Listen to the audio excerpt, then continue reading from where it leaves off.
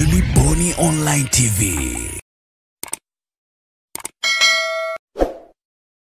Kumekuwepo na kuripotiwa kwa taarifa katika vituo vya polisi na nyingine katika mitandao ya kijamii zikijulisha kwamba mtu au watu fulani wamepotea, hawaonekani au wamekamatwa na watu waliojitambulisha kuwa askari wa jeshi la polisi.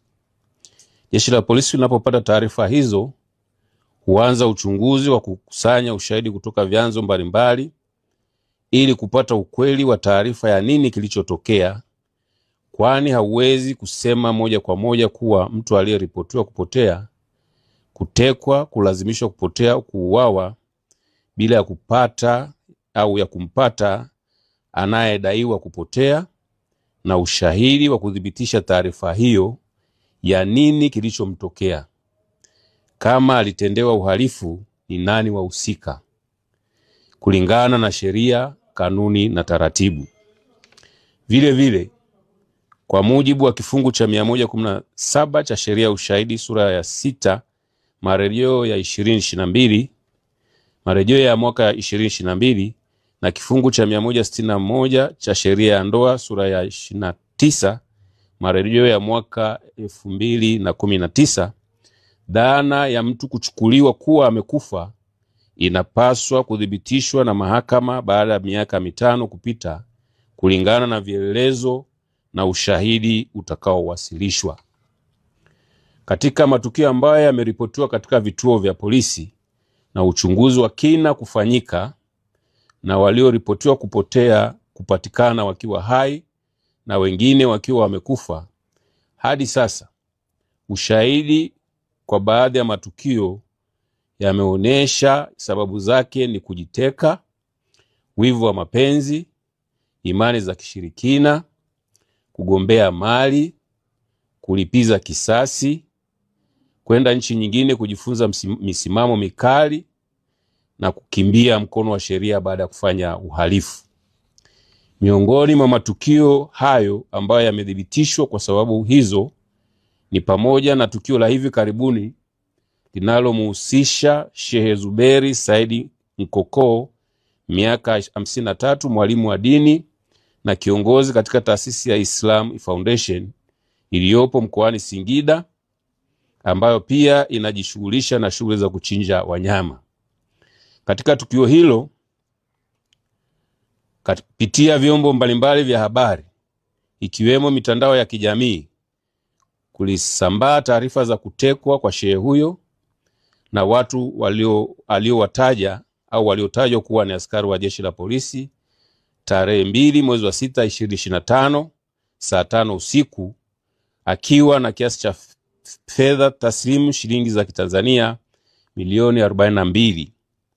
Taarifa ya kupotea kwake pia iliripotiwa polisi.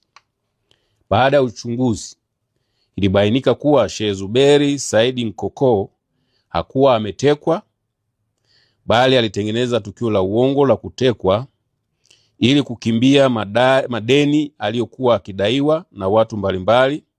Majina yao yamehifadhiwa kwa sababu za kiuchunguzi, yenye jumla ya shilingi za Kitanzania milioni 521 na laki 5. Sheikh Zuberi atafikishwa mahakamani baada ya taratibu za kisheria kukamilika. Baadhi ya matukio mengine yaliyohusishwa na utekaji wa watu vikihusishwa vyombo vya dola, lakini baadaye uchunguzi ukabaini kuwa vyombo vya dola havikuhusika kwenye matukio hayo, ni pamoja na tukio la tarehe 7 mwezi wa 6 2025 lililotokea katika kijiji cha Mtakuja, kata ya Nanganga, wilaya ya Ruangwa, mkoa wa Lindi, ambapo Rita Severini Ndambalilo, miaka 41, mkazi wa Dangote Mtwara, mfanyakazi wa kituo cha kuuza mafuta cha kampuni ya Specialized Petrol Station ya Mtwara, alikutwa akiwa ameuawa kwa kunyongwa na mtandio na kutupwa kando ya makarasha ya Wachina katika kitongoji cha Nahungo, kijiji cha Mtakuja, kata ya Malolo, wilaya ya Ruangwa. Upelelezi ulibaini kuwa mtu huyo aliuawa na Juma Salum Njenje, miaka 49, aliyekuwa akimtumia kama dereva wake wa bodaboda, baada ya mtu huyo kumuona Rita akiwa amebeba fedha kwenye mkoba wake. Kabla ya mwili wake kupatikana, taarifa zilisambaa kuwa alikuwa ametekwa na watu wasiojulikana. Watuhumiwa wawili wamekamatwa na wamefikishwa mahakamani na kesi iko mahakamani. Tukio lingine linamhusu Regina Rajabu Chaula, miaka 62, aliyekuwa na makazi huko Bahari Beach, Kinondoni, Dar es Salaam na nchini Denmark, aliyedaiwa kuoa na Fred Rajabu Chaula na Bashiri Richard Chaula kisha mwili wake kutumbukizwa kwenye shimo la maji taka. Regina, ambaye alikuwa na kesi ya madai Mahakama Kuu Division ya Ardhi dhidi ya watuhumiwa hao, aliripotiwa kupotea ghafla Disemba 13, 2024 hadi tarehe 18 mwezi wa kwanza 2025, mwili wake ulipokutwa kwenye shimo hilo la maji taka baada ya upelelezi wa jeshi la polisi kufanyika. Watuhumiwa hao walikamatwa na kufikishwa mahakamani. Pia tarehe 11 mwezi wa 11 2024 litokea tukio lililomhusu Bwana Deogratias Tarimo, mkazi wa Kibaha, mkoa wa Pwani, ambaye alionekana kwenye picha mjongeo au jongefu akipambana na watu waliotaka kumteka, ambao hata hivyo walishindwa kutekeleza adhima yao hiyo. Taarifa zilizosambazwa kwenye mitandao ya kijamii kuhusiana na tukio hilo zilisema kuwa waliokuwa wanatekeleza uhalifu huo ni askari polisi. Uchunguzi ulibaini kuwa waliohusika sio askari polisi na chanzo cha tukio hilo ni wivu wa mapenzi. Watuhumiwa 6 walikamatwa na kufikishwa mahakamani. Aidha, tarehe 24 mwezi wa 8 2024, katika kijiji cha Haiderere, kata ya Haiderere, tarafa Haidom, wilaya ya Mbulu, mkoa wa Manyara, Saulo Samuel Baloho, miaka 44, mkazi wa Haiderere, alitoa taarifa ya uongo kwa kutumia simu ya mkononi kuwa ametekwa tangu tarehe 22 mwezi wa 8 2024 na watu wasiojulikana na kumpeleka Karatu, mkoa wa Arusha, kwa lengo la kumtoa figo. Upelelezi ulibaini kuwa mtuhumiwa hakutekwa, bali aliondoka nyumbani kwake akimwaga mke wake kwamba anapeleka fedha shilingi za Kitanzania 280,000 ukweni kwa mtoto wake wa kiume, ambazo ni mahari aliyokuwa anadaiwa mtoto huyo. Uchunguzi ulibaini mtuhumiwa alizitumia fedha hizo, na ili kuficha aibu akaamua kuzusha kwamba ametekwa. Mtuhumiwa alifikishwa mahakamani na kuhukumiwa kulipa faini ya shilingi za Kitanzania 100,000. Tukio lingine ni la tarehe 23 mwezi wa 8 2024 lililotokea katika kitongoji cha Kwedi Java, kijiji cha Nyasa, kata ya Kangata, tarafa ya Magamba, wilaya ya Handeni, mkoa wa Tanga. Lililomhusu Elia Elifaza Raymond Mchome, miaka 3, mkazi wa kitongoji cha Kwedi Java, ambaye aliuawa na kufukiwa ndani ya chumba walichokuwa akilala na Jackson Elisante Maeda, miaka 23, mkazi wa Kwedi Java, kwa imani za kishirikina. Kabla ya kubainika kwa mwili wa mtoto huyo, taarifa zilisambaa kuwa alikuwa ametekwa na watu wasiojulikana. Mtuhumiwa aliyehusika na mauaji hayo alikamatwa na kesi iko mahakamani. Pia tarehe 19 mwezi wa 8 2024, Ezania Kamana, miaka 36, aliyetoweka bila kufahamika mahali alipokuwa, alikutwa akiwa ameuawa na mpenzi wake aliyefahamika kwa jina la Abdalla Miraji Musa, miaka 42, kisha mwili wake kukatwakatwa na kuwekwa katika mifuko 4 ya sandarusi na kutupwa maeneo ya Ununio. Mtuhumiwa alikamatwa na kesi iko mahakamani. Kuna matukio ya watu 7 ambao waliripotiwa polisi Singida kuwa walipotea au walitekwa. Uchunguzi ulibaini tarehe 8 mwezi wa 8 2024 ulibaini katika kijiji cha Chalunyangu, kata ya Makuro, tarafa Mtinko, wilaya ya Singida, mkoa wa Singida. Watu hao ambao ni Samweja Sifaeli Saidi miaka 22 na wenzake 7 waliuawa kwa kukatwa sehemu mbalimbali za miili yao kisha kunyofolewa au kutolewa baadhi ya viungo vya miili yao na kufukiwa kwenye mashimo tofauti tofauti na waganga wa kienyeji waliofahamika kwa majina ya Saidi Haji Msanga miaka 24, mkazi wa kijiji cha Migungu, pamoja na Kamba Kasubi miaka 34 wakishirikiana na wenzao 12.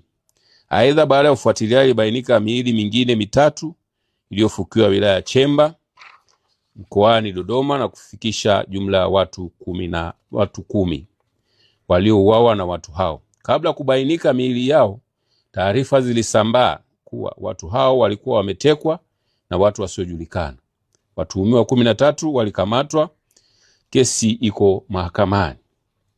Tarehe 31 mwezi wa 7 2024, wafanyabiashara wawili wa wilaya ya Songea mkoa wa Ruvuma waliofahamika kwa majina ya Ray James Hiera na Riziki Mbarara Mohamed walidaiwa kutekwa baada ya kutoonekana kwa siku kadhaa bila taarifa, huku simu zao zikiwa hazipatikani. Upelelezi ulibaini kuwa watu hao waliuawa na mganga wa kienyeji aliyefahamika kwa jina la Mtila Msua Ausi miaka 29, mkazi wa Lugunga wilaya ya Tunduru, katika pori la Mdingula uwanja wa ndege, kwa kuanywesha sumu na yeye kuchukua pesa kiasi cha shilingi za Kitanzania milioni 15 ambazo marehemu alibeba na kwenda nazo kwa mganga huyo ili ziombewe dua. Watuhumiwa 3 walikamatwa. Kesi iko mahakamani.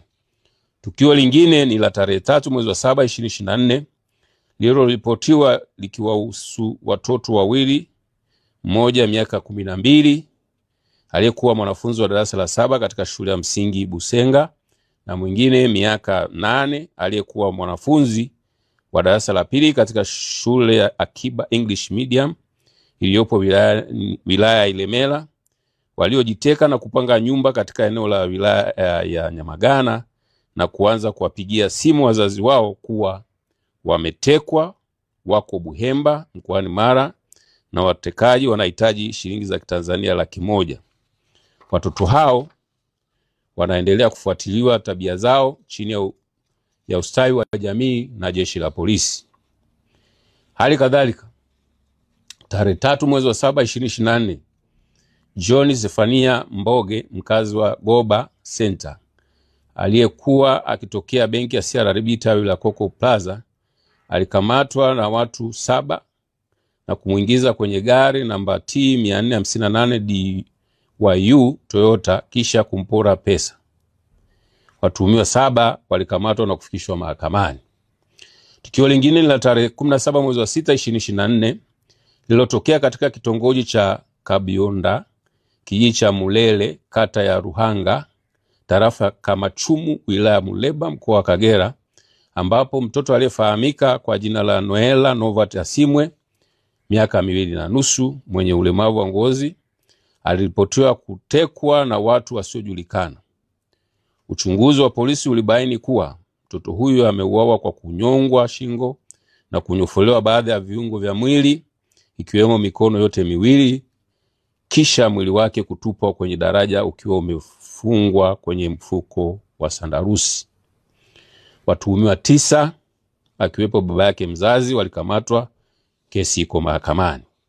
Katika tukio lingine la tarehe 15 mwezi wa 5 2024, mtoto ambaye jina lake limehifadhiwa kwa ajili za kiusalama au kisheria aliripotiwa kutekwa katika maeneo ya Manjelwa, Ilomba, wilaya ya Mbeya, mkoa wa Mbeya, na Winfrida Martin Komba miaka 36, mkazi wa Vingunguti, Dar es Salaam, kwa kushirikiana na mzazi wa mtoto huyo aitwaye Agnes Jacob Mwalubuli, ikiwa ni njama waliopanga ili kumshinikiza baba mzazi wa mtoto huyo atoe fedha za Kitanzania milioni 20 ili mtoto aachiliwe na watekaji, la sivyo watamuua.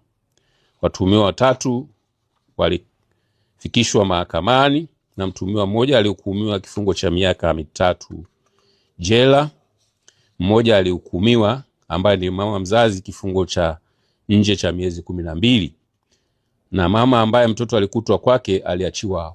Make your day right. Gilly Bonny Online TV. Kupata habari mpya na kwa haraka kila siku, usisahau kusubscribe kisha like na comment. Gilly Bonny Online TV.